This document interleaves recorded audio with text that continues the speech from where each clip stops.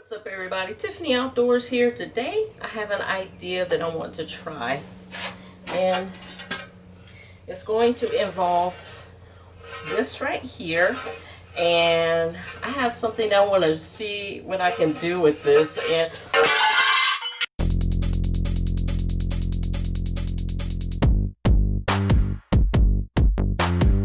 there's the hawk.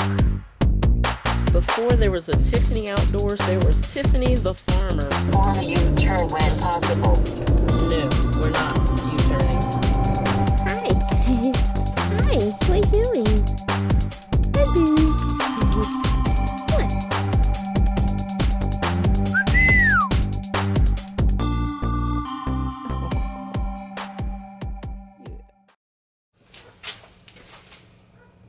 What? Just kidding.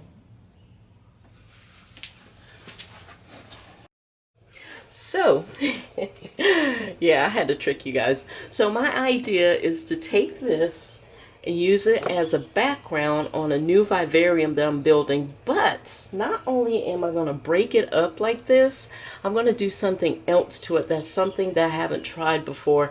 But I did see someone else do it with rocks, but I like the color of these tiles, so I'm going to do it with these tiles instead. So let me break up that other one, and then I'll show you exactly what I'm going to do with this.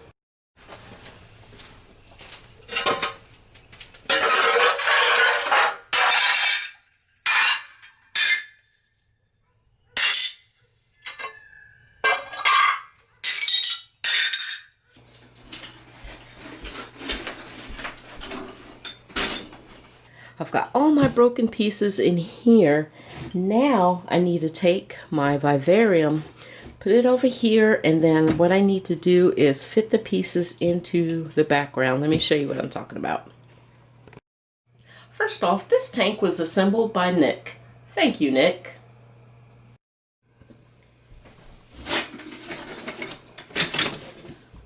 So what I need to do is kind of jigsaw these in here, kind of like so. But I don't want them to match up exactly. So kind of like that. We're just gonna jigsaw this stuff in like this.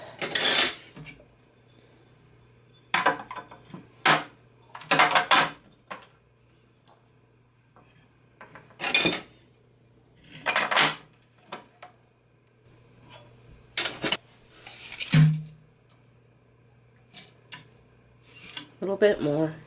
I want to give about 3 inches between the bottom and the bottom of this. My concept is to make this look like a frozen wall. So what I want to do is put some super glue on this, paint it on, and then sprinkle white sand on top. And then what I'm going to do is let this sit overnight, let it dry, let it cure, and then tomorrow what I'll do is I'll come back, rinse it off, and see what's left, and it'll look kind of like a frosted frozen wall. So that's my idea. We'll see how well this works out. I'm going to be using some white sand, Gorilla Glue clear, and a paintbrush. Be using a paper towel to put the tile on, and latex glove. And I'm going to pull these out one at a time, paint it on, and put it back.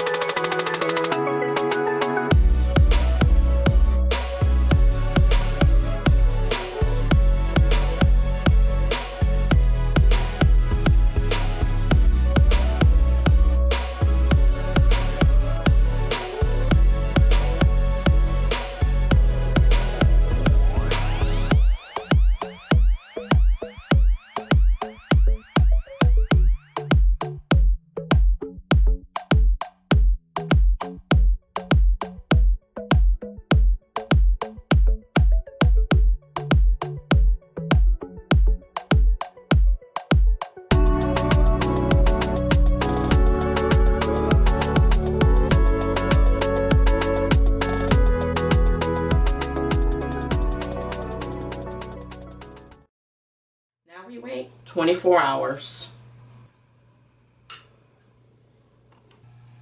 It's been 24 hours now to take these out, pour off the excess sand, and see how it looks.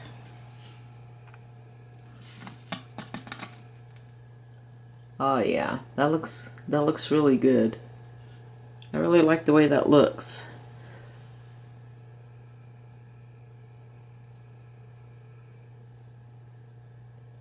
Oh, this is gonna look nice. And I didn't cover it all completely. I did leave a little bit uncovered, and I did that on purpose so that some of the gray of the background will show through. I think that's gonna look pretty darn good once I get these all cleaned up, get this tank cleaned out from the excess sand, and then I'm gonna silicone these in place.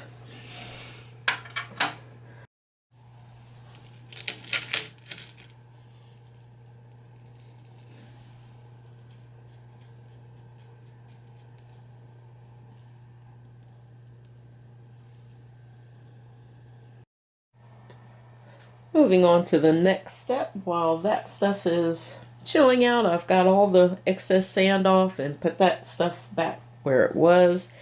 Now I'm going to treat the back side of the tank. So I have this tank upside down. First thing I'm going to do is wipe it off with some plain water.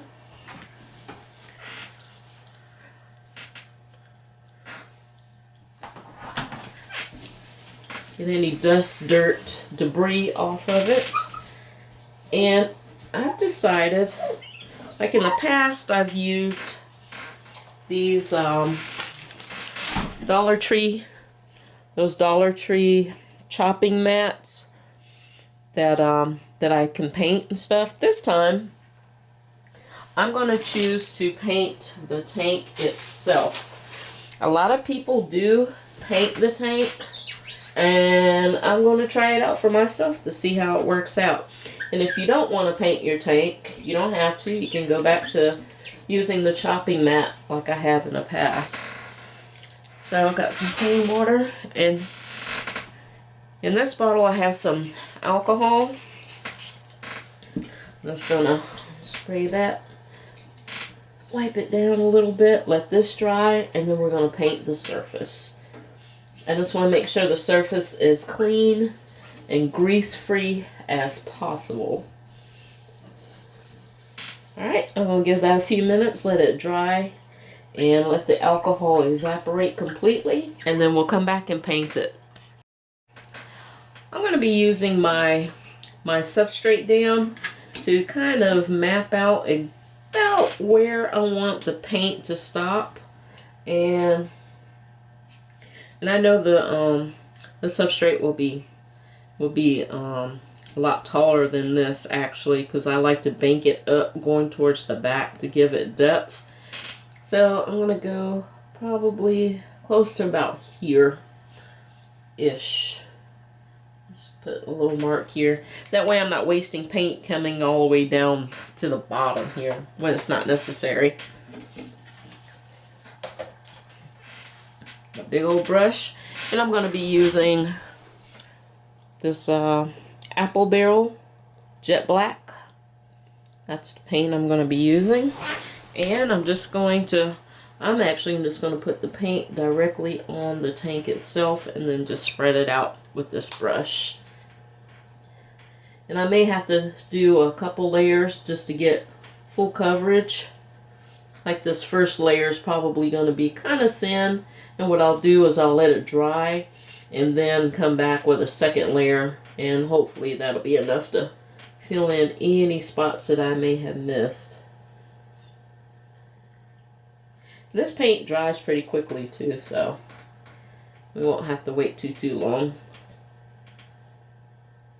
I'll go just slightly below my line.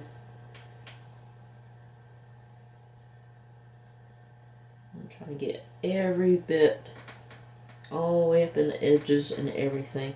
And this stuff is really, this paint, if you decide later on that you don't want this on there, it's really easy to peel off of plastic, but I'm not sure about glass.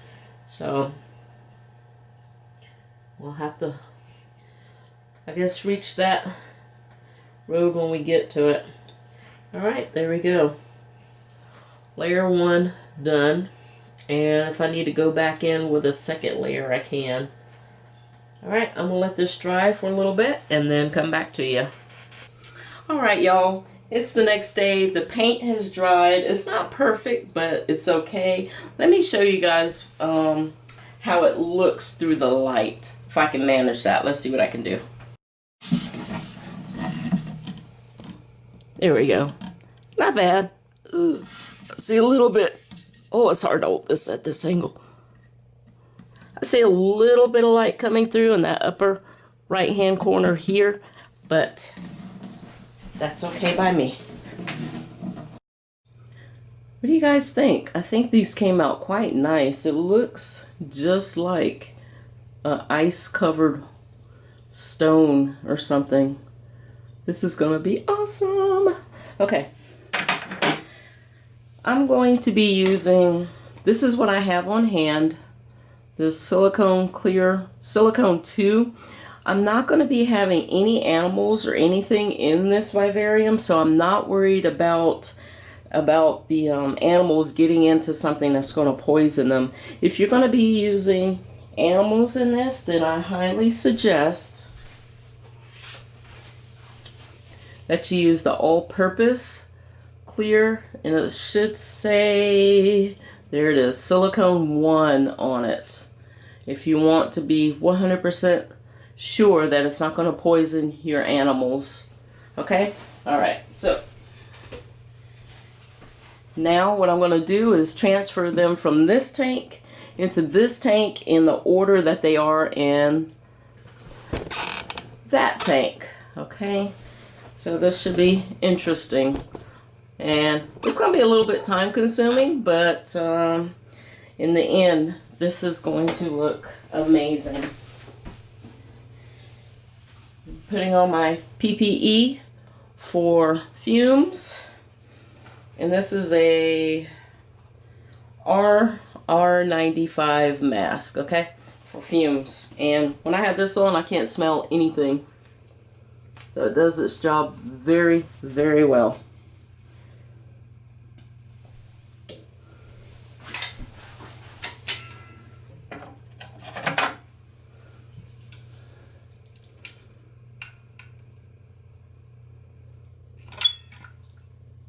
Oh, come on. Don't tell me. Okay, there we go.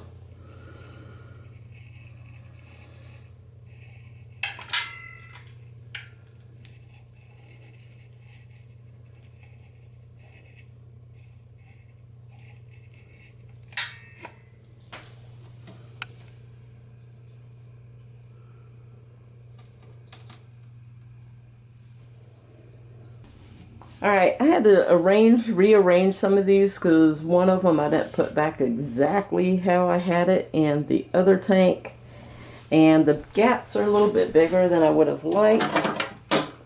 And I have this piece left over. And what I'm going to do is I'm going to fill in some of these gaps with some smaller pieces that are just plain gray without the sand on them to give it a little bit of variance and a little bit of texture.